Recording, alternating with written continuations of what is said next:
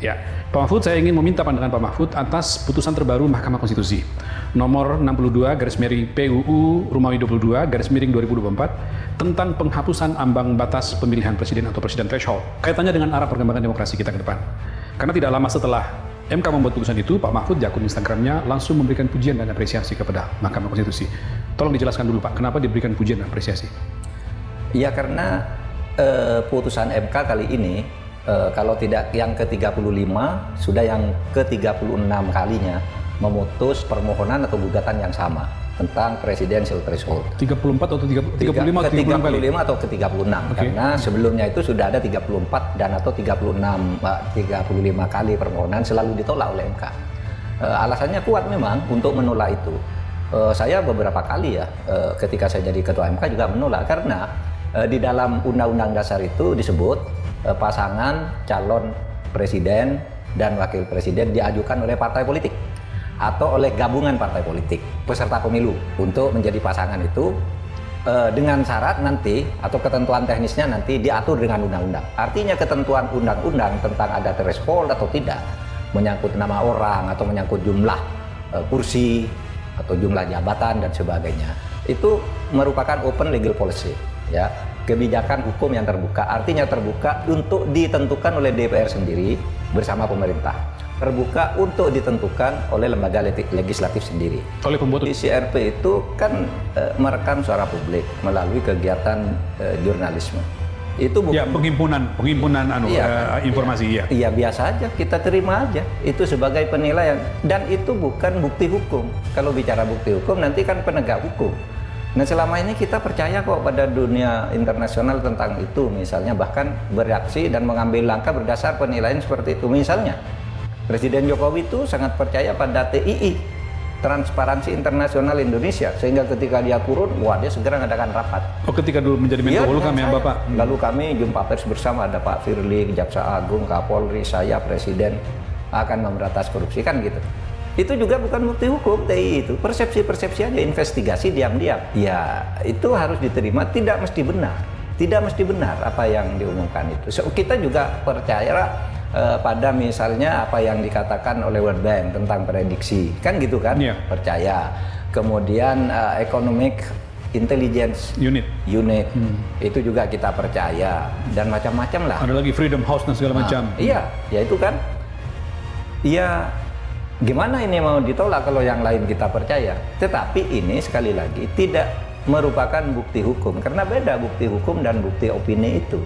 Jadi biasanya bukti opini itu atau opini yang berkembang, yang menggelombang di tengah-tengah masyarakat itu menjadi pintu untuk bagaimana menilai hukumnya, kan begitu. Jadi kesimpulannya mungkin dikatakan jangan sibuk membantah atau jangan sibuk mencaci maki, tapi ambil pelajaran penting dari situ kira-kira. Ambil pelajaran penting. Pak Jokowi tidak akan masuk ke kasus hukum. Halo, Assalamualaikum warahmatullahi wabarakatuh. Kembali lagi di channel Blog. Terima kasih sobat sudah hadir di video ini. Sobat selalu sehat, selalu dalam lindungan Allah, dan selalu diberi rezeki yang barokah berlimpah. Amin.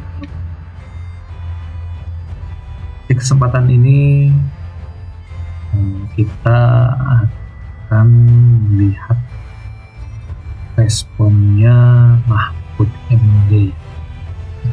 Mungkin sobat pernah dengar soal amnesti pajak ya. Mungkin bagi bagian dari kita itu terdengar seperti topik yang berat, apalagi dengan kebijakan-kebijakan politik yang selalu mengundang kontroversi. Namun apa jadinya jika amnesti pajak itu ternyata punya hubungan erat dengan perdebatan besar yang tengah berlangsung di Indonesia?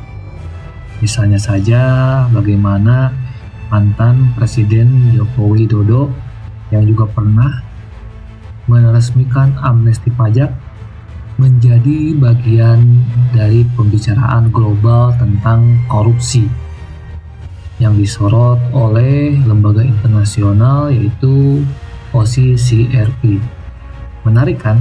Tapi yang lebih mengejutkan lagi adalah keputusan besar yang baru saja diambil Mahkamah Konstitusi terkait ambang batas presiden, ya, pemilihan presiden atau presidensial threshold.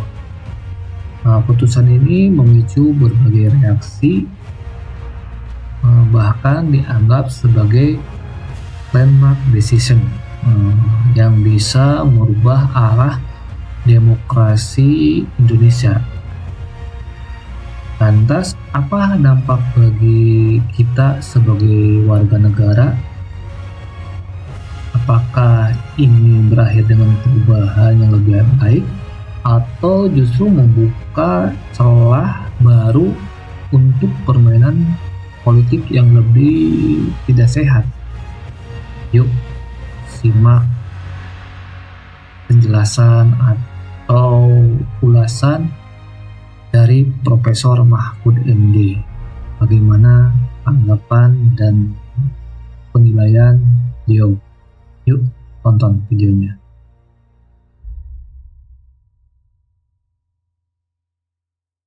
Ya, Pak Mahfud, saya ingin meminta pandangan Pak Mahfud atas putusan terbaru Mahkamah Konstitusi nomor 62 garis miring PUU Romawi 22 garis miring 2024 tentang penghapusan ambang batas pemilihan presiden atau presiden threshold. Kaitannya dengan arah perkembangan demokrasi kita ke depan. Karena tidak lama setelah MK membuat putusan itu, Pak Mahfud di akun Instagramnya langsung memberikan pujian dan apresiasi kepada Mahkamah Konstitusi. Tolong dijelaskan dulu Pak, kenapa diberikan pujian dan apresiasi? Ya karena putusan MK kali ini kalau tidak yang ke-35 sudah yang ke-36 kalinya memutus permohonan atau gugatan yang sama tentang presidential threshold. 34 atau 35 atau 36 kali? Ke-35 atau ke-36 karena sebelumnya itu sudah ada 34 dan atau 35 kali permohonan selalu ditolak oleh MK. Alasannya kuat memang untuk menolak itu. Saya beberapa kali ya ketika saya jadi ketua MK juga menolak karena di dalam Undang-Undang Dasar itu disebut pasangan calon presiden dan wakil presiden diajukan oleh partai politik atau oleh gabungan partai politik peserta pemilu untuk menjadi pasangan itu dengan syarat nanti atau ketentuan teknisnya nanti diatur dengan undang-undang. Artinya ketentuan undang-undang tentang ada threshold atau tidak, menyangkut nama orang atau menyangkut jumlah kursi atau jumlah jabatan dan sebagainya, itu merupakan open legal policy, ya, kebijakan hukum yang terbuka. Artinya terbuka untuk ditentukan oleh DPR sendiri bersama pemerintah, terbuka untuk ditentukan oleh lembaga legislatif sendiri, Oleh pembuat undang-undang ya? Pembuat undang-undang. Nah oleh sebab itu dulu MK selalu menolak kalau misalnya menghilangkan threshold nggak bisa. MK setuju tidak ada threshold, tapi yang menentukan itu hanya lembaga legislatif. Jadi bukan kewenangan MK kira-kira gitu Bukan ya? kewenangan MK pada aslinya dulu. Tetapi kemudian MK sekarang membuat terobosan, saya sebut judicial activism ya, itu bagus sekali karena dia berani membaca situasi ya, dan disesuaikan dengan kebutuhan konstitusi ke depan. Dulu agaknya tidak terlalu masalah untuk mengikuti secara literal bunyi pasal Undang-Undang Dasar bahwa ya itu kan urusan DPR dan pemerintah, silakan aja. Mengatakan begitu dulu situasi politiknya itu masih oke di dalam permainan yang bagus, tetapi lama-kelamaan ya ketentuan threshold itu dijadikan alat ya untuk merampas hak-hak konstitusional warga negara, baik untuk mencalonkan orang yang diinginkan maupun untuk memilih orang. Sehingga dengan ketentuan threshold yang ada pada angka 20%, orang tinggal berkelompok yang paling kuat berkumpul di situ lalu bagi-bagi kekuasaan, yang lain bisa dibunuh. Yang itu disimak dan disaksikan oleh hakim-hakim MK lah ya? Disimak oleh hakim-hakim MK dan selalu menimbulkan problem politik yang semakin lama semakin buruk. Ya, sampai dengan 2019 itu masih permintaan itu masih bisa ditolak. Tapi sebenarnya pada tahun 2017 ketika akan lahir Undang-Undang Nomor 7 tahun 2017 itu saya sudah diundang ke DPR oleh fraksi Golkar untuk memberi pandangan. Saya ikut konstitusi bahwa threshold itu harus ada, tapi kalau 20% itu keterlaluan. Menurut Pak Mahfud waktu iya, itu? saya sudah katakan sampaikan? dan dimuat oleh berbagai media. Terus apa solusi dari Pak Mahfud? Saya bilang silakan threshold ada, tetapi ikut threshold partai politik. Parliamentary threshold-nya samakan dengan presidential threshold. 4%. 4,5%. 4,5%. Sehingga kalau misalnya setiap partai politik yang sudah punya kursi di DPR itu boleh mengajukan tanpa harus berkumpul untuk menjadi 20. Karena dengan 4,5% itu berarti punya modal bahwa dia dipercaya rakyat. Apakah itu dari pemilu sebelumnya? Iya, dari hasil pemilu sebelumnya 4,5%. Kenapa? Karena itu bukti dia dipercaya rakyat minimal 5 tahun terakhir. Tapi pada waktu itu enggak, katanya harus 20% dalam 5 tahun terakhir misalnya. Jadi berarti Pak Mahfud termasuk orang yang setuju mengoreksi soal threshold 20%, tapi tidak 0 ya, tapi lebih ke 4,5% sama dengan parliamentary threshold. Amat sangat setuju saya, dan pernyataan saya ketika itu di DPR banyak juga dikutip bahwa saya mengusulkan 4,5%. Tapi pada waktu itu di DPR karena sudah terjadi semacam kesepakatan yang menurut saya agak negatif untuk menghegemoni, lalu udah 20%, di voting ya sudah. MK tidak bisa berbuat apa-apa. Nah ternyata perjalanan sejak 2019 atau 2017 sejak diundangkannya Undang-Undang Nomor 7 itu, ya kemudian hegemoninya menjadi semakin besar, dan kemudian perampasan atas hak-hak konstitusional warga untuk memilih dan dipilih, untuk mencalonkan diri dan mencalonkan orang lain, itu semakin dibatasi. Jadi terjadi perampasan hak konstitusional dari tahun ke tahun pemilu, dari pemilu ke pemilu. Oleh sebab itu putusan-putusan yang dulu yang menolak untuk mencabut presidensial threshold itu juga benar juga. Tetapi karena bukti-bukti yang kemudian menunjukkan kepada masyarakat dirasakan oleh masyarakat bahwa ini terjadi hegemoni, maka MK melakukan judicial activism, keluar dari pandangan lamanya, bergeser masuk ke pandangan baru. Sekarang harus dihapus ini presidential threshold. Itu yang disebut dengan judicial activism, keberanian untuk melakukan itu. Iya, judicial activism. Jadi dia Mahkamah Konstitusi itu menjadi aktif. Ya, pada dasarnya Mahkamah Konstitusi itu kan sebenarnya negatif legislator, tidak boleh terlalu aktif ya, pasif lah. Sudah begitu kalau tidak salah tidak apa-apa. Sekarang masuk untuk memberi arah baru terhadap pelaksanaan pemilu, dan itu sah hukumnya karena juga memang di Undang-Undang Dasar sebenarnya tidak disebut harus ada threshold. Di undang-undang yang hanya mengatakan boleh bergabung malah dikatakan partai politik atau gabungan partai politik itu yang boleh. Jadi besok pun boleh koalisi, boleh tidak. Karena peraturannya diserahkan kepada pembentuk undang-undang, kepada lembaga legislatif, maka ya sudah. Tetapi tidak dilarang sebenarnya sejak awal untuk tidak memasang threshold itu, cuma itu wewenangnya legislatif. Nah sesudah itu tidak dipakai, ternyata digunakan untuk hegemoni secara tidak sehat itu, maka MK melihat ini melanggar hak konstitusional. Tapi Pak Mahfud dengan dalam tanda petik melampaui kewenangannya, karena sebelumnya yakin bahwa kewenangan ini bukan di MK tapi di parlemen sana, ada dampak hukumnya nggak itu dengan sekarang melampaui kewenangan kemudian memutuskan bagi MK? Kalau bagi MK tidak ada dampak. Nggak ada dampaknya. Karena MK itu cuma perubahan keyakinan saja gitu. Iya, MK itu teorinya adalah the sole interpreter of Constitution. Jadi dia satu-satunya penafsir konstitusi yang harus dianggap benar. Nah, oleh sebab itu pendapatnya atau putusannya itu bersifat final dan mengikat. Meskipun putusan kali ini berbeda dengan putusan dia sebelumnya gitu ya? Ya, dan sudah sering terjadi itu. Iya, seperti soal apakah pilkada itu pemilu atau bukan kan berubah-ubah juga. Oh iya, kan? Iya. Dan rezim pemilu atau bukan ya berubah. Saya dulu pernah memutus juga sesuatu yang sebenarnya merupakan open legal policy, tapi saya terobos, yaitu kasus pembubaran BP Migas, masih ingat ya? Iya. Tahun 2012. Pak Mahfud jadi ketua Mahkamah Konstitusi waktu itu. Ketua Mahkamah Konstitusi, MK itu kan hanya memutus pasal-pasal Undang-Undang Dasar, ini bertentangan enggak, pasal-pasal Undang-Undang itu bertentangan dengan konstitusi. Nah pada waktu itu BP Migas kan itu soal organisasi, bahwa organisasi BP Migas itu begini-begini. Kan itu tidak bertentangan dengan UUD 45. Tetapi dalam prakteknya terjadi berdasar laporan-laporan yang masuk terjadi korupsi. Karena terjadi pemusatan kekuasaan antara yang melaksanakan, kemudian transaksi, mengatur, mengevaluasi ada di satu tangan, sehingga di situ diduga terjadi korupsi besar-besaran. Dan ketika diminta pengujian ke MK lalu dikatakan itu wewenangnya legislatif, tapi waktu itu kita bubarkan bahwa organisasi seperti yang diatur di dalam Undang-Undang Migas itu, seperti adanya BP Migas itu bertentangan di dalam prakteknya dengan konstitusi sehingga harus dibubarkan. Jadi pernah beberapa kali MK melakukan apa yang kemudian disebut sebagai landmark decision. Sama juga dengan pemilu. Yeah. Pemilu itu dari anggapan bahwa sengketa pemilu itu hanya menghitung selisih hasil suara. Waktu itu kita bukan selisih hasil suara, pelanggaran yang pengaruhi hasil suara itu juga harus dan bisa dibatalkan, dan kita batalkan. Itulah yang kemudian menjadi teori pelanggaran yang bersifat TSM sampai sekarang itu. Ya, Itu disebut landmark decision. Nah itu landmark decision. Pak Mahfud juga menyebut bahwa putusan MK kali ini yang menghilangkan threshold itu juga landmark decision yang baru. Bisa dijelaskan Pak, kenapa itu dianggap sebagai landmark decision yang baru? Karena sudah lama MK tidak mengeluarkan landmark decision. Oh ya. Saya tidak ingat landmark decision yang pernah dikeluarkan dalam beberapa tahun terakhir ini, kan kita tunggu-tunggu tidak ada.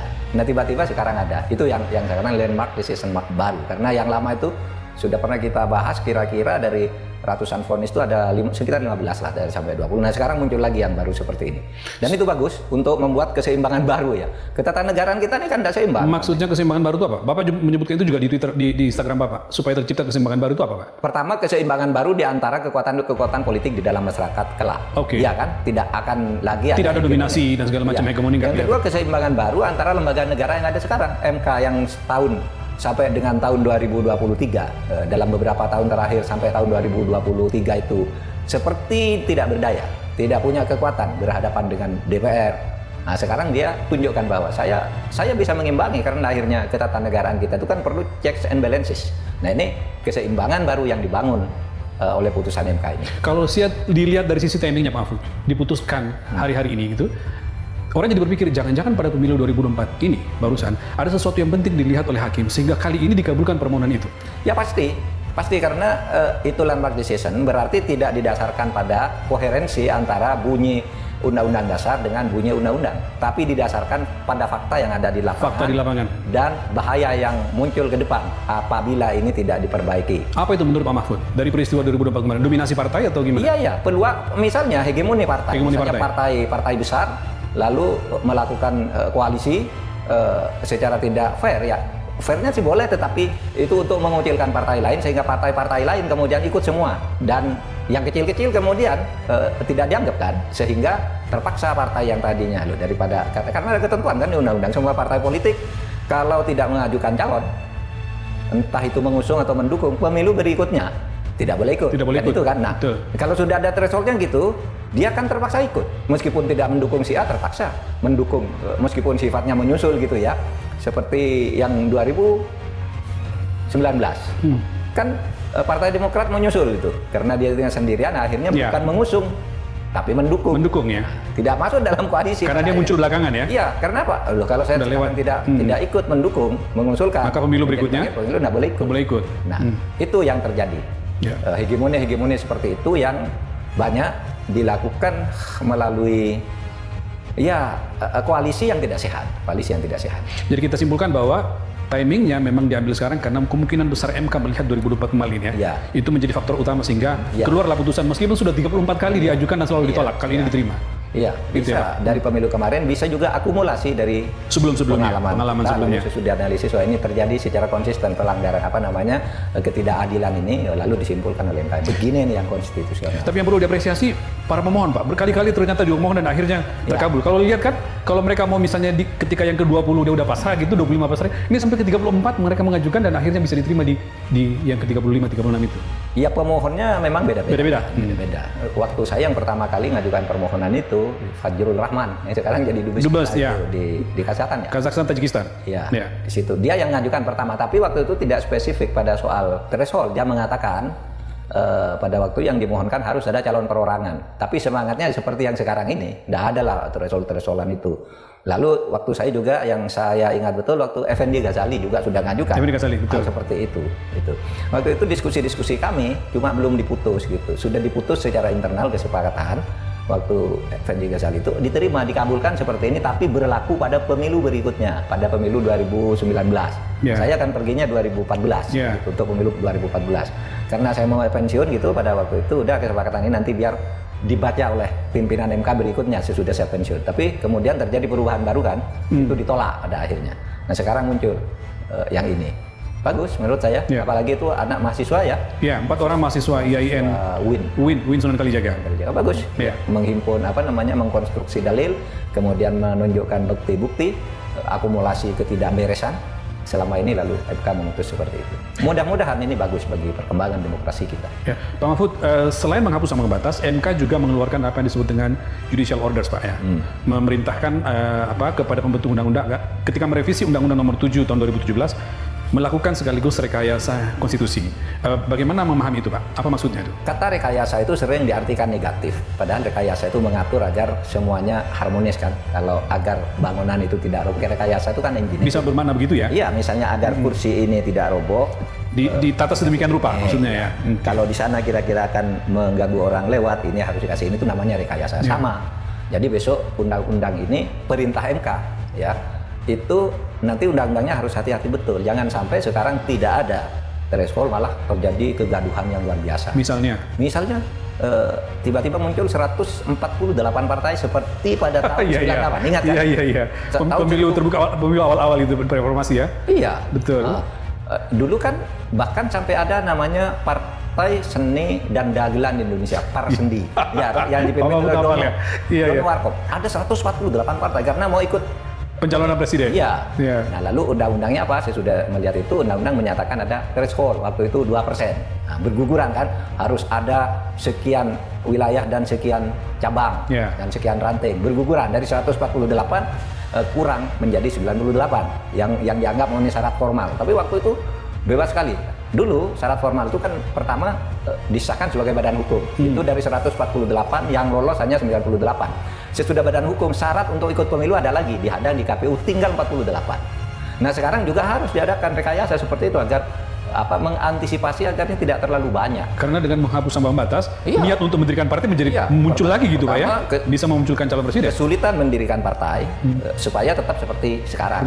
Syaratnya harus sekian provinsi, harus ada sekian ini, terus dan seterusnya sampai ke tingkat kecamatan, kepengurusan. Nah, itu harus seperti sekarang. Yang kedua, untuk pencalonan presiden agar tidak terjadi perdagangan baru yang lebih berbahaya. Misalnya ada 30 partai besok. Lalu bersepakat misalnya 30 itu sudah kamu yang memimpin itu, kamu memimpin, kita berkoalisi sekarang. Ya, antar partai itu, antar partai. Sekian banyak itu ya? Mati lagi kan hak rakyat itu. Betul. Diperdagangkan di antara elit yang bisa membentuk partai. Itu bisa ketemu 29 lawan 1 itu Pak ya? Kalau 30 ya? Bisa 29 kompak, sisain satu jadi lawannya. Sisain satu, kamu yang jadi lawan, yang kami pegang semua. Bisa begitu ya? Pemilu enggak ada pemilu lagi. Ini berarti yang diminta dalam rekayasa tadi itu, konstitusional itu. Oleh sebab itu kalau saya mengusulkan begini, besok pencalonan itu dibatasi. Kalau partai perorangan boleh semua, ya kan, yang memenuhi syarat untuk ikut pemilu. Tapi kalau mau bergabung karena Undang-Undang Dasar mengatakan partai politik atau gabungan partai politik, dibatasi saja. Apabila gabungan partai sudah mencapai 30%, misalnya 30% dari seluruh partai peserta pemilu, maka koalisi ditutup. Maksimum 30%. Maksimum 30%. Penggabungan itu ya. Partai lain bergabung ke partai lain lagi. Sehingga kalau pemilu terjadi bisa muncul 3 calon gitu ya. Iya. Itu bisa pembatasan begitu Pak ya dibikin? Bisa. Melalui undang-undang, revisi undang-undang? Bisa, undang-undang besok. Revisi undang-undang pemilu ini revisi undang-undang pemilu besok itu kan pasal 222 yang dibatalkan itu harus diterjemahkan ke sebuah undang-undang baru yang memuat rekayasa konstitusional tadi. Pasal 222 Undang-Undang Nomor 7 Tahun 2017 Pak? Betul, undang-undang pemilu. Iya. Jadi itulah yang berarti yang dimaksud. Maka berarti sekarang tugas pembuat undang-undang adalah menindaklanjuti ini dengan bentuk revisi undang-undang pemilu Pak Putih ya. Dan sekaligus melakukan rekayasa. Bisa juga kembali ke ini. Besok partai politik yang mau gabungan partai politik yang mau berkoalisi boleh saja ditutup di 20% seperti sekarang. Ya, jadi kalau gabungan 20%, kalau perorangan silakan aja.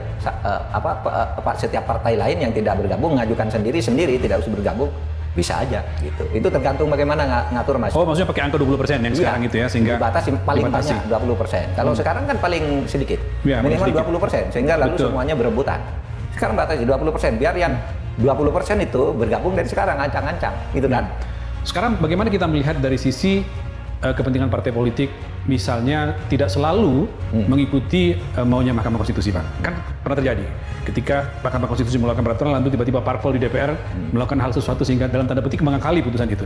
Mungkinkah peluang itu terjadi untuk kasus ini? Mungkin untuk ini sulit ya. Secara politis ini sulit, apalagi partai-partai mengatakan ini kan putusan MK sudah final. Dan sekarang memang sedang banyak partai-partai peserta pemilu yang merasa tidak nyaman dengan cara yang kemarin. Sehingga kalau ini mungkin tidak akan diakali lagi. Karena itu menguntungkan partai sendiri gitu Pak sebenarnya ya. Dan pasti nanti Mahkamah Konstitusi akan mengatakan pemilunya tidak sah. Kan kacau kan? Saya sudah memutuskan gitu, kok kamu langgar begitu. Ya sudah, berarti tidak memenuhi syarat sejak awal pemilu ini. Bisa saja. Dan itu akan terjadi ketegangan politik.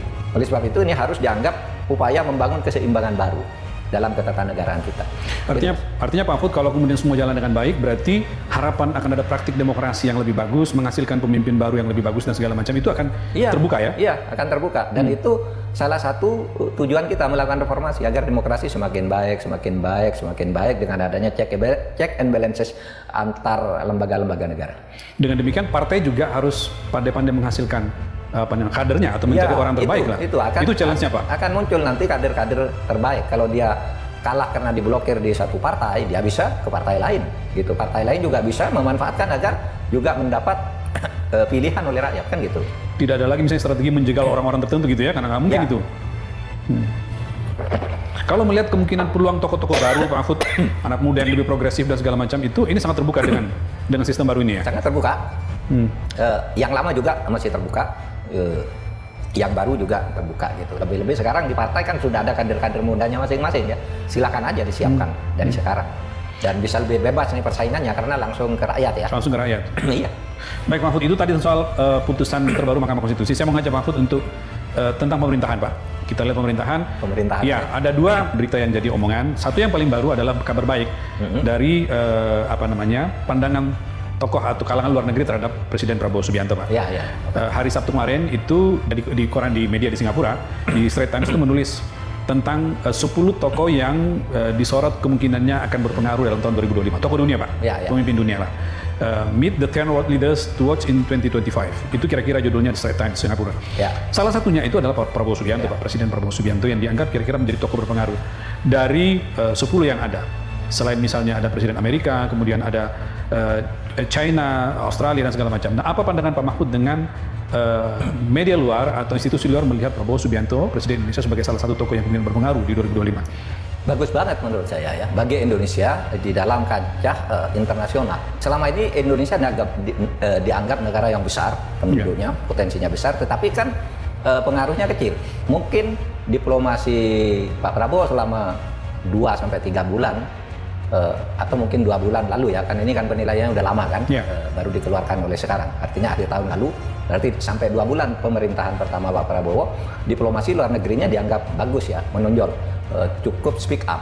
Dan menurut saya pilihan-pilihan yang menyangkut 10 pimpinan dunia ini memang bisa mewakili geopolitik masing-masing, kecenderungan geopolitik. Misalnya ada Amerika Serikat, kemudian China, Jepang, ya, India, Rusia, itu kan yang memang menonjol. Lalu Australia, lalu Malaysia yang ini Anwar Ibrahim, dan Korea Utara juga itu mempengaruhi. Termasuk Israel, Pak. Kawasan Israel gitu intinya. Memang orang-orang ini yang dulunya berpengaruh, lalu sekarang masuk faktor Prabowo. Itu akan membuat konstelasi baru di dalam geopolitik, dan itu harus diteruskan ya.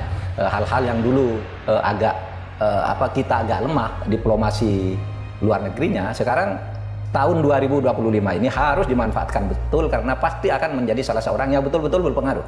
Kalau ini gagal tahun 2025 itu 2026 mungkin keluar dari 10 yang berpengaruh itu.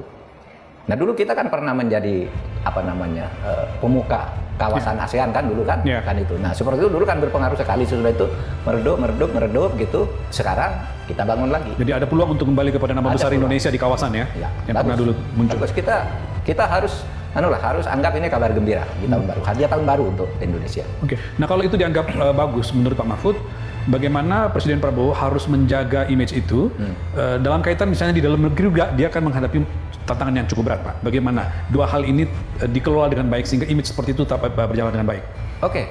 Apa yang dilakukan Pak Prabowo sehingga masuk 10 besar itu kan karena statement-statementnya yang tegas, memposisikan diri Indonesia. Itu baru penilaian pada tingkat statement. Sebenarnya di dalam negeri pada tataran statement Pak Prabowo itu juga bagus sekali, terutama pandangannya untuk membangun Indonesia kemakmuran, pemberantasan korupsi itu kan tegas sekali. Nah, terus apa yang harus dilakukan baik yang luar negeri maupun yang dalam negeri adalah konsistensi. Konsistensi apa yang sudah diucapkan di luar negeri dihargai, di dalam negeri juga dinilai bagus, sekarang implementasinya di lapangan. Nah, ini harus mulai ditunjukkan. Ya, Pak Prabowo sih menjanjikan, ya lihatlah sesudah saya 6 bulan kan gitu. Ya, katanya setelah 6 bulan. Nanti kira-kira 3 bulan lagi kita akan melihat gerakan-gerakan baru dari Pak Prabowo. Gitu aja, Pak. Konsistensi aja. Satu lagi Pak, tentang, nah kalau tadi itu kabar baik, ini kabarnya yang mungkin agak kurang menyenangkan Pak. Akhir tahun ini, termasuk di awal-awal tahun kemudian orang jadi memperbincangkan, mantan Presiden Jokowi itu disebut oleh OCCRP, Lembaga Investigasi Internasional, Pak, masuk dalam nominasi yang berdasarkan pilihan publik, itu menjadi salah satu pemimpin atau tokoh terkorup, dan diantaranya misalnya disebutkan di situ adalah penggunaan lembaga peradilan, kemudian lembaga pemilu untuk kepentingan anaknya, sehingga dianggap sebagai pemimpin yang berkategori itu. Menurut Pak Mahfud, apa maknanya buat kita, apa pelajaran yang kita dapatkan dari ini? Pertama begini, suara OCCRP itu kan merekam suara publik melalui kegiatan jurnalisme. Itu bukan pengimpunan informasi. Iya, biasa aja, kita terima aja itu sebagai penilaian, dan itu bukan bukti hukum. Kalau bicara bukti hukum nanti kan penegak hukum. Nah, selama ini kita percaya kok pada dunia internasional tentang itu, misalnya bahkan bereaksi dan mengambil langkah berdasar penilaian seperti itu. Misalnya Presiden Jokowi itu sangat percaya pada TII, Transparansi Internasional Indonesia, sehingga ketika dia turun, dia segera mengadakan rapat. Ketika dulu menjadi Menko Polhukam ya Bapak? Lalu kami jumpa pers bersama, ada Pak Firly, Jaksa Agung, Kapolri, saya, Presiden akan memberantas korupsi, kan gitu. Itu juga bukan bukti hukum, TI itu persepsi-persepsi aja, investigasi diam-diam. Ya, itu harus diterima, tidak mesti benar apa yang diumumkan itu. So, kita juga percaya pada misalnya apa yang dikatakan oleh World Bank tentang prediksi, kan gitu kan? Percaya. Kemudian Economic Intelligence Unit itu juga kita percaya, dan macam-macam lah. Ada lagi Freedom House dan segala macam. Iya, ya itu kan. Ya, gimana ini mau ditolak kalau yang lain kita percaya? Tetapi ini sekali lagi tidak merupakan bukti hukum, karena beda bukti hukum dan bukti opini itu. Jadi biasanya bukti opini itu, atau opini yang berkembang, yang menggelombang di tengah-tengah masyarakat itu menjadi pintu untuk bagaimana menilai hukumnya, kan begitu. Jadi kesimpulannya mungkin dikatakan jangan sibuk membantah atau jangan sibuk mencaci maki, tapi ambil pelajaran penting dari situ kira-kira. Pelajaran penting. Pak Jokowi tidak akan masuk ke kasus hukum hanya karena soal ini. Nggak mungkin itu ya? Nggak mungkin hanya karena soal ini. Tapi bahwa internasional melihat ini itu penting, harus menjadi catatan. Itu nggak apa-apa, persepsi, dan persepsi itu tidak bisa dibendung kan, karena melihat perilaku, kan gitu. Nggak apa-apa lah. Kita masuk ke soal lain aja lah daripada meributkan hal-hal seperti itu. Ya, saya lanjutkan Pak, ada lagi. Ini Pak Mahfud itu memberikan respons. Nah, itu sobat ya. Jadi amnesti pajak yang diinisiasi oleh pemerintahan Indonesia di zaman Jokowi Widodo itu memang tidak banyak menjadi perbincangan dalam negeri. Namun juga mendapat sorotan internasional, terutama setelah mantan Presiden Joko Widodo disebut dalam nominasi pemimpin terkorup dan oleh Lembaga Investigasi Global OCCRP. Hal ini menjadi semakin menarik karena membahas tentang penggunaan lembaga peradilan dan politik demi kepentingan pribadi dan keluarga, yang menurut pengamat politik Mahfud MD mengindikasikan adanya masalah besar dalam sistem hukum dan politik di Indonesia. Pembaruan penting lainnya datang dari MK ya, yang baru saja mengeluarkan putusan tentang presidensial threshold dihapuskan. Sebelumnya ambang batas ini diberlakukan untuk membatasi siapa saja yang mencalonkan diri sebagai presiden dengan mengharuskan mereka memiliki dukungan partai tertentu. Namun MK menganggap bahwa kebijakan ini justru menghambat demokrasi dan merampas hak konstitusional warga negara untuk memilih dan dipilih.